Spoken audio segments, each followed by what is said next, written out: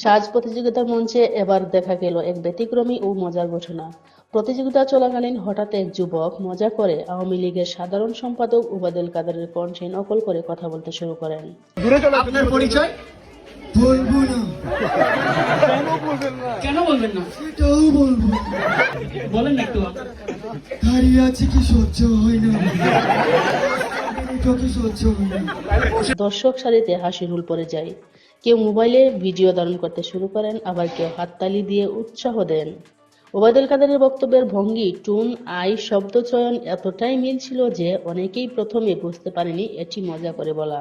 শুধু একটাই কথা বলি, কাগজে লিখো না ছিঁড়ে যাবে, পাথরে লিখো না ক্ষয়ে যাবে, হৃদয়ে লিখো না রয়ে যাবে। ঘটনার ভিডিও ইতিমধ্যে সামাজিক যোগাযোগ মাধ্যমে ভাইরাল হয়েছে। নেটিজেনরা বলেছেন, রাজনীতির বাইরে এমন হালকা মজাই মানুষের মন ভালো রাখে। সব মিলিয়ে সাজ প্রতিযোগিতার মঞ্চে ওবায়দুল কাদেরের কণ্ঠে এই মজার অভিনয় দর্শকের জন্য হয়ে উঠেছে বাড়তি আকর্ষণ।